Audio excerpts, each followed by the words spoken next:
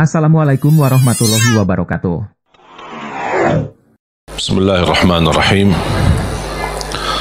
Assalamualaikum warahmatullahi wabarakatuh.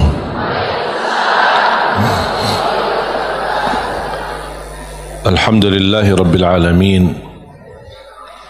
Wa ashhadu an la ilaha illallah wahdahu la sharika lah waliyus salihin. وأشهد أن سيدنا ونبينا محمدا عبده ورسوله الصادق الأمين اللهم صل وسلم وبارك على سيدنا محمد وعلى آله وصحبه ومن تبعهم بإحسان إلى يوم الدين سبحانك لا علم لنا إلا ما علمتنا إنك أنت العليم الحكيم. الحمد لله وشكر الله.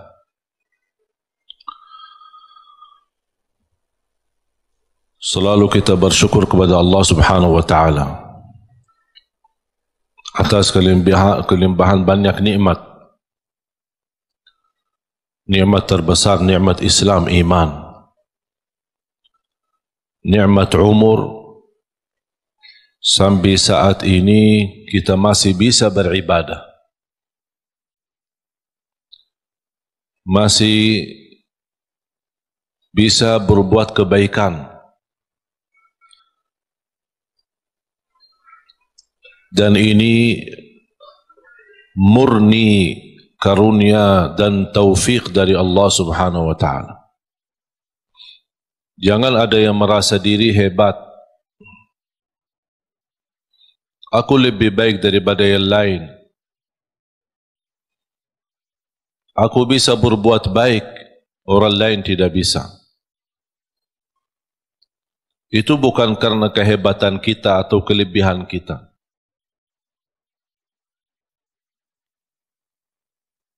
Kalau kita merasa diri bisa berbuat sesuatu, berarti harus kita banyak istighfar.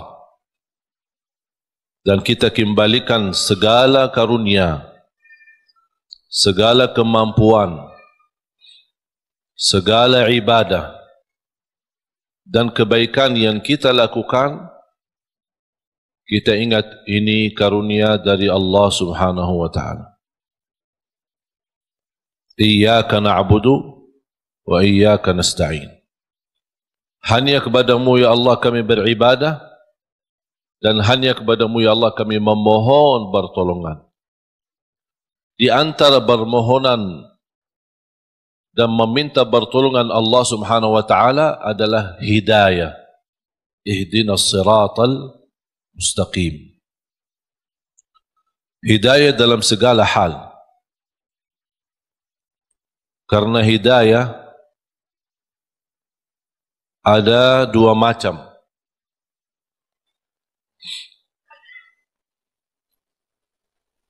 Hidayah dalalah atau irsyad. Hidayah irsyad atau dalalah. Maksudnya hidayah irsyad adalah ilmu yang kita belajari. Kita hadir di majlis seperti ini ingin mendapatkan hidayah. Hidayah irsyad adalah hidayah petunjuk. Hidayah memberitahu, menambah ilmu. Karena tambah ilmu, kita tidak bisa mendapatkan hidayah dari Allah Subhanahu wa Ta'ala. Semakin kita mengenal Allah lewat hidayah irsyad, semakin bertambah cinta kita kepada Allah Subhanahu wa Ta'ala. Dan hidayah irsyad itu tugas para nabi. Dan sesudah para nabi dan rasul, tugas para ulama.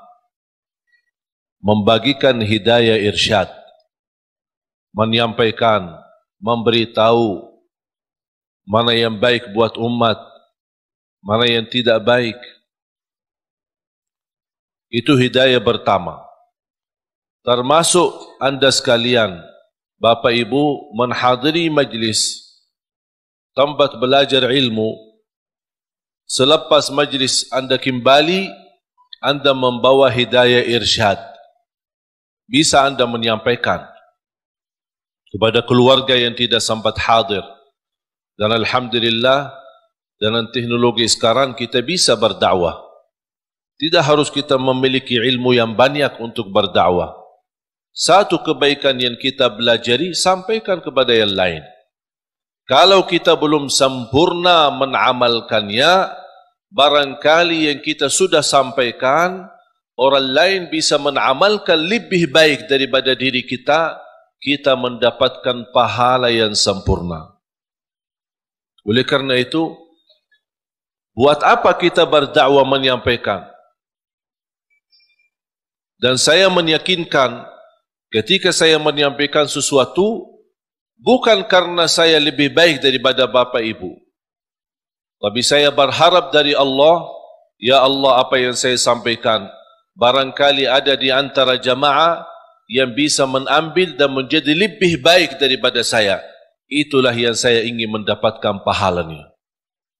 Oleh karena itu, ketika kita menyampaikan, jangan ada yang merasa diri, kok aku belum ustaz, aku belum berilmu, aku belum fantas, masih banyak kekurangan, dosa saya masih banyak. Ya, semua kita berdosa. Siapa yang tidak berdosa? Coba sebutin manusia yang tidak berdosa. Hanya Nabi dan Rasul yang Allah selamatkan dan lindungi mereka. Selain itu, semuanya berdosa. Sahabat Rasulullah SAW pernah berdosa, dan semua ulama berdosa. Tidak ada yang maksum dan bersih dari dosa. Dosa besar, dosa kecil, tidak ada yang suci. Tapi karunia bagi ulama, aulia, salihin, ketika mereka berdosa, mereka sendiri tanpa ditegur, tanpa diingatkan, mereka sendiri sadar. Karena terisi hati mereka sifat malu sama Allah Subhanahu wa ta'ala. Terlanjur jatuh dalam dosa, mereka segera bertaubat dan memohon ampun kepada Allah Subhanahu wa ta'ala. Oleh karena itu, jangan kita melihat sifat kita yang menjadi hal menghalangi kita menyampaikan kebaikan. Kalau ada orang yang menolak kita, biarkan aja. Kita hanya sampaikan. Dan apa yang kita jalani lillahi ta'ala. Kalau memang lillahi ta'ala, jangan melihat nilai manusia. Ingat itu. Apapun yang Anda lakukan lillahi ta'ala, jangan melihat apa kata manusia. Tolong hafal itu. Apapun amalan, ibadah, tahajud, hadir majlis ilmu, silatul rahim, apapun amalan kebaikan, kalau betul-betul lillahi ta'ala, jangan melihat atau mencari atau menunggu apa kata manusia. Karena manusia tidak semua bisa sama. Ada yang mengucapkan baik, ada yang mengucapkan, sombong itu orang. Dia merasa diri hebat. Macam-macam. Membuat tersinggung perasaan. Kemarin ada yang kirim Instagram, dia bertanya, kenapa saya setiap berbuat kebaikan dinilai sama orang lain buruk?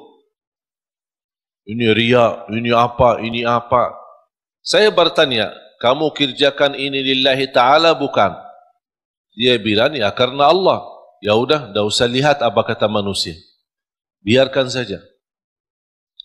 Kalau Anda berduli apa kata manusia, berarti itu bukan lillahi ta'ala. Dan itu yang disebutkan kata ikhlas. Dan jangan harap manusia puas. Jangan harap manusia ridha. Kita berdakwah, tidak semua orang suka dengan dakwah kita. Ada yang suka, ada yang tidak suka. Apapun alasannya, biarpun tanpa alasan, dalam hati tidak suka. Masa saya memaksa-maksa dia harus suka? Atau saya berdebat, kenapa kamu tidak suka dengan dakwah saya? Apapun alasannya, terserah. Itu pilihan dia. Kenapa aku yang pusing? Kalau dia milih suka atau tidak suka. Makanya yang kita harus menjadi target buat kita adalah semata-mata apa yang kita kerjakan lillahi ta'ala. Sungguh kalau kita fokus seperti ini, insya Allah tenang hati kita. Apa yang diucapkan oleh orang kita tidak berdulikan. Mau dia tetangga, mau dia sahabat, mau dia kerabat, tidak usah diberdulikan. Bahkan apa yang diucapkan oleh manusia, apalagi yang membuat perasaan kita tersinggung, jadikan teguran buat kita. Barangkali saya belum sempurna, barangkali saya belum baik, barangkali ada yang kurang. Udah menjadi pelajaran buat kita. Saya punya doa. Saya suka ketika mendengar berita ada orang koreksi saya atau menurani atau menyebutkan kata-kata yang kurang baik. Berhati-hatilah sama Syekh Ali Jabir atau apalah gitu. Begitu saya mendengar berita, saya suka mengucapkan satu doa. Ya Allah, kalau perkataan dia benar terhadap saya, ampunilah saya. Kalau perkataan dia tidak benar, ampunilah dia. Udah selesai. Karena orang yang mengucapkan sesuatu pasti salah satu, benar atau salah. Kalau ternyata yang dia ucapkan fitnah, hanya ingin menjatuhkan nama baik, hanya ingin merusak nama baik, hanya ingin membuat fitnah, berarti saya mohon Allah ampuni dia. Semoga dia diampuni Allah. Tapi kalau apa yang dia ucapkan, oh ternyata benar, walaupun seberapa persen, oh benar, bagi saya ini menjadi pelajaran supaya saya lebih berhati-hati, lebih tambah ilmu, lebih mendalami agama, kemudian dan juga memohon ampun kepada Allah Subhanahu wa taala. Karena kita tidak maksum. Faham jamaah sekalian? Jadi tenang hatinya. Dengan ucapan orang yang jauh-jauh, malah kita yang pusing. Yang jauh biarkan jauh. Dan kita harus mengetahui irda'un nasi ghayatul la tudrak. Mencari ridha manusia itu sesuatu yang susah didapatkan. Susah. Tapi kita hidup di tengah manusia, bersabarlah menghadapi segala urusan, menghadapi segala tantangan. Man ardallah bisakhatin nas, ardallah radiyallahu anhu wa arda anhu nas. Barang siapa yang mencari ridha Allah, walaupun manusia tidak suka, Allah akan ridha terhadapnya dan Allah jadikan manusia ridha. Wa man ardan nas bisakhatillah, sakhitallahu an wa askhata anhu nas. Atau askhata alaihin nas. Dan barang siapa yang mengharapkan ridha manusia dengan kemurkaan Allah, ada orang yang na'udzubillah, dia lebih berduli manusia daripada Allah.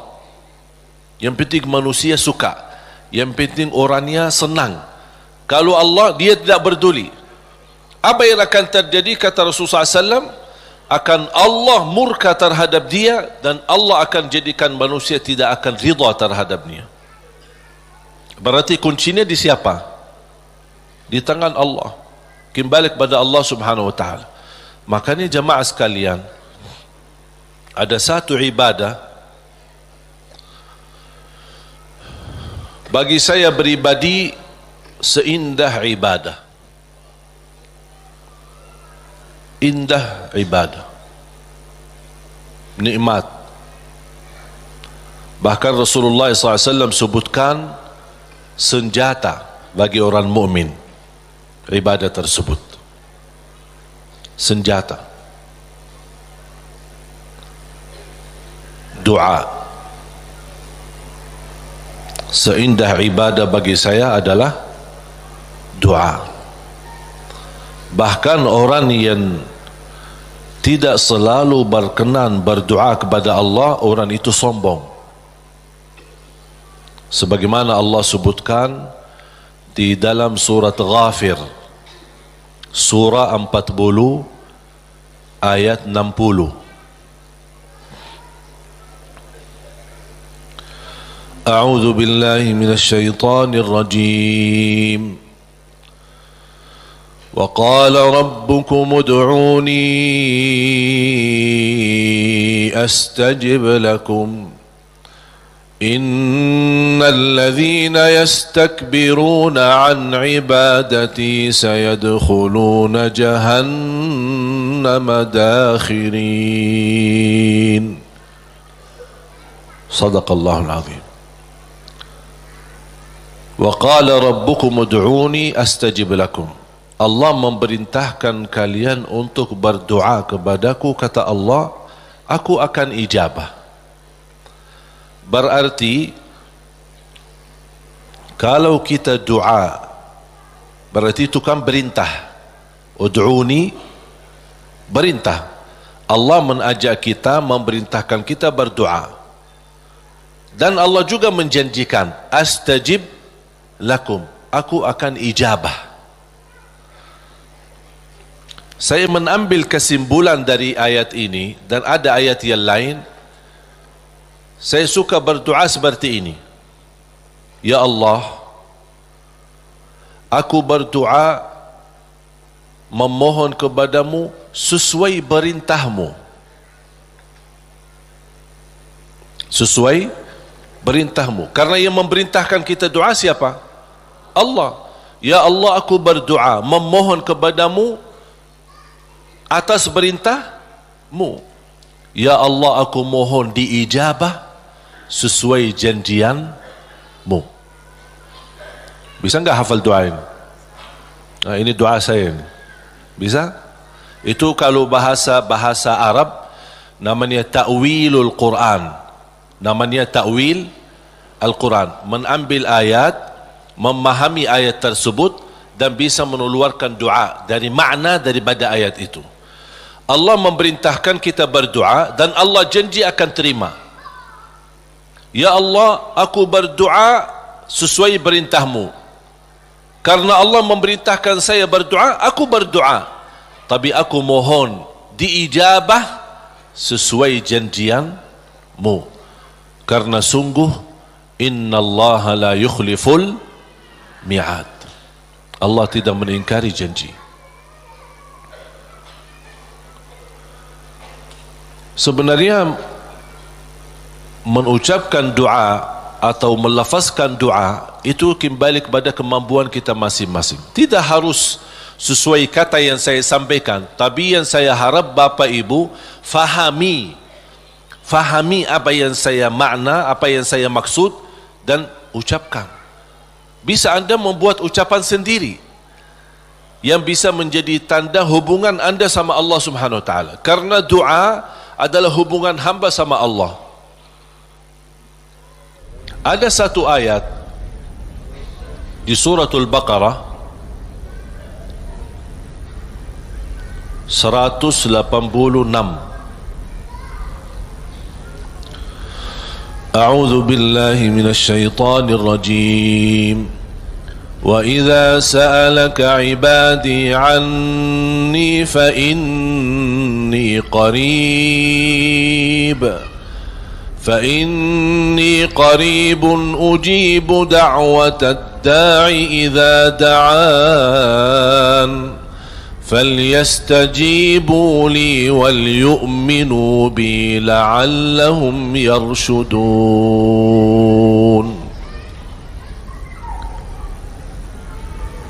Ada sekelompok orang datang kepada Rasul. Ini sebab nuzul ayat ini. Arabbuna qaribun fanunajih am ba'idun fanunadih. Mereka bertanya sama Rasulullah SAW, ya Rasulullah, apakah Allah dekat? Cukup kami bermunajat fanunaji, atau Allah jauh perlu munadat. Munadat dalam bahasa Arab panggilan bagi orang yang jauh. Munadat. Kalau munajat, orang yang dekat. Makanya dalam bahasa Indonesia disebut apa? Kita bermunajat kepada Allah. Makanya ada sahabat bertanya, ya Rasulullah, apakah Allah dekat? Cukup kami munajat, artinya tidak perlu kerasi suara,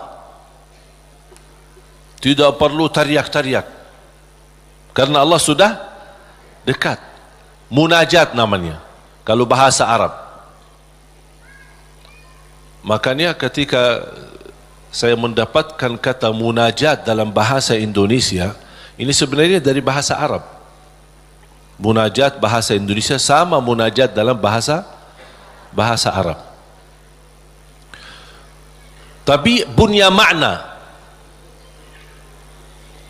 Kalau yang selama ini Bapak Ibu yang fahami barangkali daripada munajat, doa kan? Ada arti yang lain selain doa? Tapi kalau dalam bahasa Arab munajat, doa kepada Allah yang sangat dekat. Itulah artinya. Munajat, berdoa kepada Allah yang sangat dekat. Makanya disebut kata munajat. Beda sama munadat. Terakhir T. Munadat. Munadat itu adalah panggilan bagi orang yang jauh. Misal kalau ada orang jauh, bilang apa? Fulan, saya di sini. Kan dia jauh, biar dia perhatikan kita. Itu kalau dalam bahasa Arab nada. Nada panggil orang yang jauh supaya dia bisa mendengar kita. Sahabat bertanya, Rasul, apakah Allah dekat? Cukup kami munajat atau Allah jauh perlu kami munadat? D dan terakhir T. Munadat. Rasulullah SAW diam, tidak menjawab. Turunnya wahyu membawakan ayat ini, Suratul Baqarah ayat 186.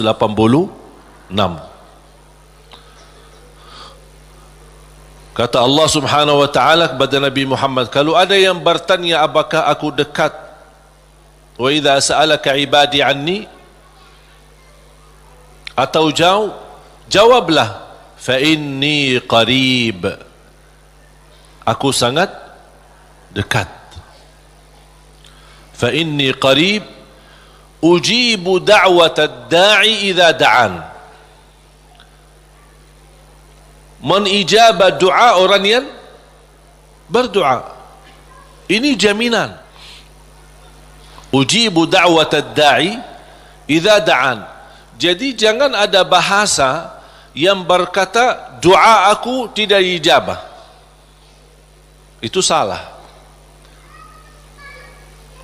Karena Allah berfirman, bahkan ada ikatan, yang berdoa kepada aku ijabah. Artinya apa? Yang tidak berdoa kepada aku, buat apa aku ijabah? Betul enggak?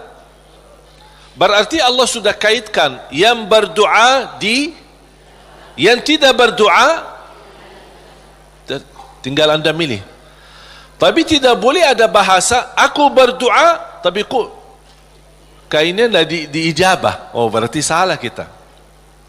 Tidak sesuai kalamullah, tidak sesuai ayat Al-Quran, bahkan tidak sesuai janji Allah, sebagaimana kita baca tadi di surat Ghafir, surah 40 ayat 60. Jadi jamaah sekalian, ketika berdoa yakini doa itu bukan terpilih untuk seorang tertentu. Boleh minta doa sama orang salih, guru kita, ulama, kiai, habaib, boleh. Ketika kita berkesempatan jumpa mereka, tolong doain, semoga lancar, boleh.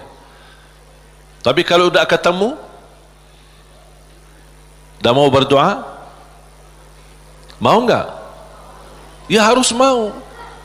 Masa tunggu-tunggu orang-orang yang salih datang baru kita minta? Atau kita capek cari ke sana kemari? Kalau kita kebetulan di tempat yang tidak ada orang salih, bagaimana? Masa tidak mau berdoa?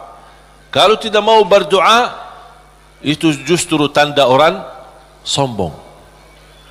Berdoa dengan keyakinan Allah pasti ijabah. Jangan ada sedikit keraguan. Apakah mau enggak Allah terima doa saya? Fantas enggak saya diterima doa? Perbuatan perilaku saya seperti ini. Jangankan doa kita. Kira-kira siapa yang lebih jahat? Kita atau setan? Hah? Oh, jawab dong. Oh, kalau ada yang jawab aku lebih buruk dari setan, na'udzubillah ini. Ini kenal diri banget ini.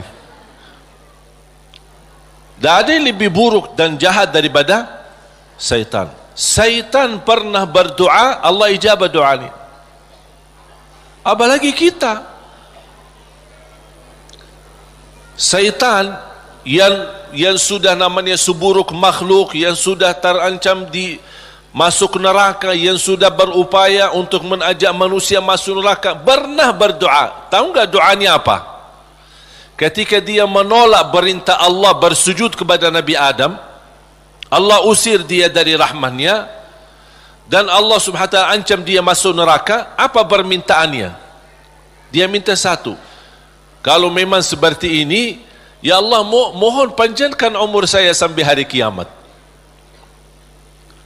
Satu-satunya makhluk yang umurnya panjang sampai hari kiamat itu syaitan. Masih hidup. Sampai akan datang satu saat, itu menjadi salah satu ciri hari kiamat. Di akhir zaman, sudah di ujung dunia, Allah kirimkan sebuah angin. Setiap manusia beriman mencium angin itu, dihirup angin itu, akan langsung mati. Yang hanya tersisa di muka bumi yang tidak ada orang mengucapkan la ilaha illallah. Habis.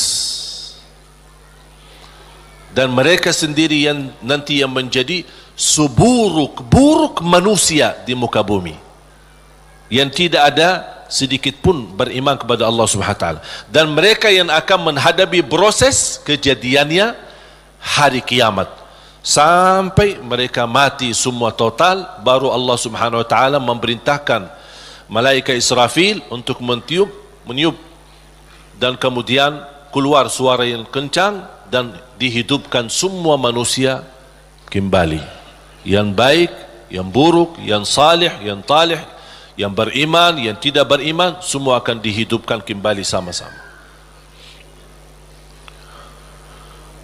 Jadi syaitan diijabah doanya. Kira-kira mana yang lebih fantas diijabah doa, syaitan atau kita? Kita sujud karena Allah, ibadah karena Allah. Cukup di hati memiliki iman kepada Allah, itu sudah cukup menjadi bukti diijabah doa kita. Apalagi kalau disertai dengan berbuat kebaikan yang lain. Semoga bermanfaat yang sudah subscribe. Semoga diberikan kesehatan dan keberkahan. Wassalamualaikum warahmatullahi wabarakatuh.